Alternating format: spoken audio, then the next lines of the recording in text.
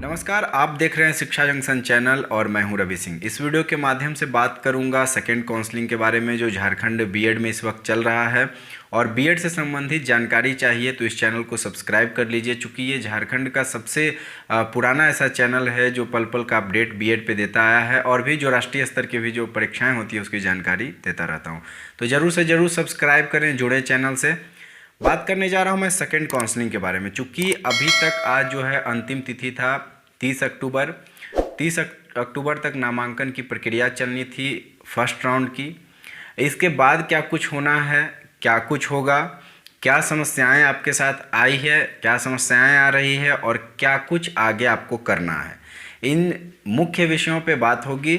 और वीडियो के अंत तक रहें, वीडियो को अंत तक देखें, मैं अनुरोध कर रहा हूं आपसे, चूँकि मैं बार बार फिर एक बार वही कहना चाहूँगा कि जो चीज़ 2 मिनट 34 सेकेंड में मैं जो बोला वही क्वेश्चन कम से कम 50 लोगों ने किया है। तो ऐसा क्यों होता है? इसलिए होता है चूँकि आप या तो देखते हैं आपके पास समय बिल्कुल भी नहीं है, आप बहुत बड़े व्यस्त आदमी हैं, आप स्किप करके देखते हैं, या फिर 1-2 मिनट देख के लगता है कि अब समझ गए, बहुत तेज़ हम हैं।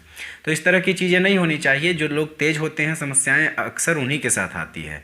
जो अपने आप को शून्य मानते हैं, जैसे मुझे कुछ नहीं पता है, मैं अगला से पूछ रहा हूँ, तो वैसे लोग ज़्यादा जानने की इच्छा रखते हैं, ज़्यादा समझने की इच्छा रखते हैं। तो विशेष मैं नहीं चाहूँगा कि आपको मैं पकाऊँ। तो चलिए बात प्रारंभ करते हैं कि सबसे पहले नामांकन की प्रक्रिया समाप्त हो चुकी है। अब सीट कितना बचा है ये कैसे पता चलेगा?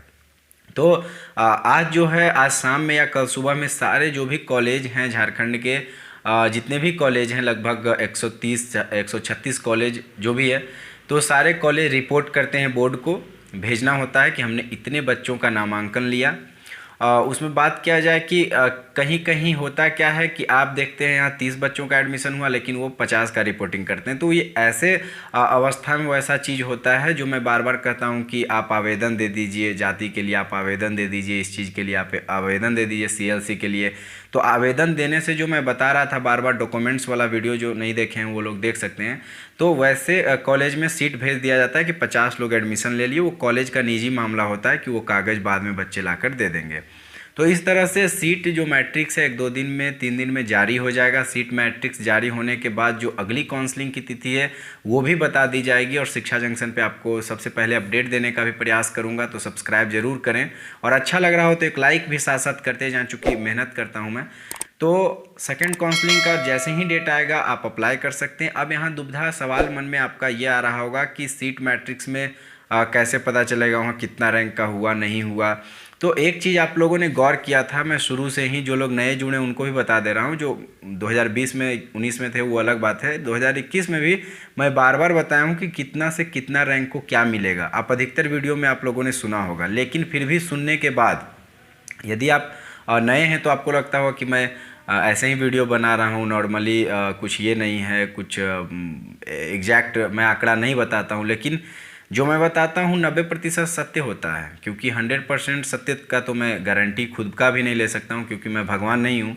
लेकिन फिर भी मैं जो बताता हूँ लगभग होता है, क्योंकि बार बार बोल रहा था कि ज़्यादा रैंक है आपका अगर पीछे और बीएड करना ही करना है, एकदम बीएड आपका एक जिद बन चुका है कि मुझे करना है, तो फिर सरकारी कॉलेज क्यों दिया आप लोगों ने? मुझे पता है कि अधिकतर लोगों ने यही किया है कि पहले सरकारी कॉलेज, उसके बाद 7वां 8वां प्राइवेट कॉलेज। तो आप तेज़ हैं तो बोर्ड आपसे ज़्यादा तेज़ है। जब मैं स्पष्ट रूप से आपका कोई जब मार्गदर्शन किया कि 20,000 को नहीं मिलेगा, कितना राउंड भी आपका हो जाए, 20 राउंड भी आपको नहीं मिलेगा सरकारी कॉलेज, फिर भी लोगों ने क्या किया कि 1 पे फुली गवर्नमेंट, 2 पे सेमी गवर्नमेंट, 3 पे सेमी गवर्नमेंट और 4 पे 5 पे 7 में जा कर के उन्होंने दिया ये प्राइवेट का। तो आपको जब यदि मन में बना लिया, आपने मन में बना लिया है कि मुझे प्राइवेट से नहीं करना है, तो ये सबसे ज़्यादा खुशी की बात है। ऐसे चीज़ों से मैं बहुत खुश होता हूँ कि आप प्राइवेट कॉलेजों को आप लोग एक ऐसा झटका दें जिससे पता चले कि सीट खाली रह जाता है हम लोगों का, ताकि उन लोगों का जो मन बढ़ा हुआ है वो भी थोड़ा सा कम है। लेकिन खैर उस बात पे न जाते हुए बीएड सब करें, सब पढ़ें, अच्छी बात है। लेकिन यहाँ सवाल ये है कि जब आप लोगों ने चुना उसके बाद जाहिर सी बात है कि नाम नहीं आना था, इसमें निराशा की कोई बात नहीं है कि नाम नहीं आया। फिर एक मैं बताया था किस रेंज में फुल्ली मिलेगा, किस रेंज में प्राइवेट मिलेगा। तो किस रेंज में सेमी मिलेगा। तो जब फुल्ली का मैं बता रहा था उस दिन बताया था कि कैटेगरी रैंक कहीं किसी किसी का है, जैसे 50 भी है, 80 भी है। एसटी कैटेगरी रैंक मान लिया जाए कि 70-80 है, तो ये सब फुली गवर्नमेंट तक हो सकता है मिल जाए। या अगर किसी का ओबीसी कैटेगरी है और उसका सीएमएल रैंक 8000 है और उसका कैटेगरी रैंक है 130, तो ऐसे लोगों को सेमी में मिल सकता है। तो इन लोगों का तो समझ आता है, लेकिन जिनका कैटेगरी रैंक भी 7000 है, सीएमएल भी 18000, वो भी सरकारी के चक्कर में नहीं मिलेगा भैया। सीटें 13000 है तो कहाँ से मिलेगा, सोचने वाली बात है। तो इसीलिए समझना होगा, रैंकिंग सोच समझ के कीजिए। नहीं करना है तो सेकेंड काउंसलिंग मत कीजिए। यदि अगर आप सक्षम नहीं हैं, आपके माता पिता सक्षम नहीं हैं, तो ये जो 300-400 रुपया काउंसलिंग का बर्बाद होता है ये भी ना करें। मैं बता रहा हूँ, अगर मेरी बात समझ में आ रही हो तो आप काउंसलिंग ना करें, बचें काउंसलिंग से। अगर फिर भी जिनका लालसा है कि मैं प्राइवेट करूँगा, तो उनको भी कॉलेज मिलता है, वो प्राइवेट को प्राथमिकता दे जिनका रैंक पीछे है। इसके बाद एक बार बार जो प्रश्न आ रहा था कि फ़ी लगेगा या नहीं लगेगा सेकेंड काउंसलिंग में, तो ऑफकोर्स लगेगा। सरकार इससे करोड़ों रुपया पिछले साल कमाई है, हिसाब लेने वाला कोई नहीं है। आप गुना करके कैलकुलेटर में देख सकते हैं कितने बच्चों ने काउंसलिंग किया और कितनी बार काउंसलिंग पिछले बार हुई थी। तो इस चीज़ों पे आप जोड़िए तो कमाई जहाँ है वो तो होगा, सेकेंड क्या थर्ड भी काउंसलिंग होगा। तो ये स्पष्ट है, ये सब रणनीति है, ये सब चीज़ें हैं। तो सेकंड में पैसा लगेगा, ये स्पष्ट हो गया। अब एक प्रश्न और सबसे ज़्यादा जो आ रहा है अपेयरिंग वालों को लेकर आ रहा है। लास्ट तक अगर अपेयरिंग वाले नहीं टिके होंगे तो वो नहीं सुने होंगे, वो कमेंट में चले गए होंगे, क्योंकि पेशेंस तो किसी के पास है नहीं। लेकिन मैं सब टॉपिक को लेकर चल रहा हूँ। अपेयरिंग वालों को मैं पहले भी कहा था, उस पोस्टर पे लिख कर वीडियो बनाया हूँ, फिर आज कह दे रहा हूँ अपेयरिंग वालों का कि मुझ पे आप गुस्सा ना दिखाएं, फ्रस्ट्रेट ना हो मेरी बातों से, लेकिन आपका नामांकन नहीं होगा इस साल। ये जान लीजिए आप, आपका नामांकन नहीं होगा। चूँकि इसको मैं समझाता हूँ, ऐसे नहीं बोल रहा हूँ, एक लॉजिक के तहत मैं समझाता हूँ कि जब काउंसलिंग की प्रक्रिया हुई, एक रैंकिंग जारी किया गया, बल्कि 34,000 तक या 36-40 तक किया जाए रैंकिंग, लेकिन रैंकिंग जारी किया गया। आपका उस रैंक में नहीं आया चूँकि आप अपेयरिंग थे। क्या सरकार फिर से रैंकिंग जारी करेगी? अगर फिर से जारी करेगी तो बहुत ये उल्टा सीधा हो जाएगा। इसलिए आप लोगों का समय नहीं है, मुझे तो नहीं लगता। हो सकता है कि कुछ भी दुनिया में संभव है, तो आने वाले समय में हो सकता है हो जाए, लेकिन मुझे नहीं लगता है कि ऐसा कि एडिट करने का मौका देगा, उसके बाद आप फिर से सब सारे लोग नंबर डालिएगा, उसके बाद एक लिस्ट जारी होगा नए रैंकिंग का। हो सकता है ज़माना चेंज हो रहा है, हो सकता है ऐसा, लेकिन प्रायः ऐसा देखा नहीं गया है।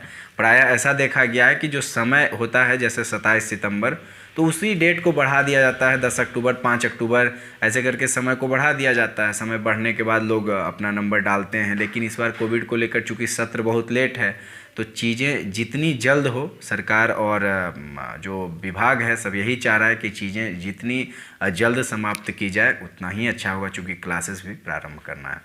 काउंसलिंग की बात हो गई, अपेयरिंग की बात हो गई, कैसे रैंकिंग का चुनाव करना है। फिर एक बार मैं ब्रीफ में बता दे रहा हूँ, जिनका रैंक पीछे है, प्राइवेट में लेना है नहीं लेना है सोच लीजिए। लेना है तो सीधा वो अपना प्राइवेट डालें, और जिनका भी रैंक अगर बहुत पीछे है वो सरकारी डालेंगे। जाहिर सी बात है भाई, नहीं मिलेगा, सीधी सी बात है।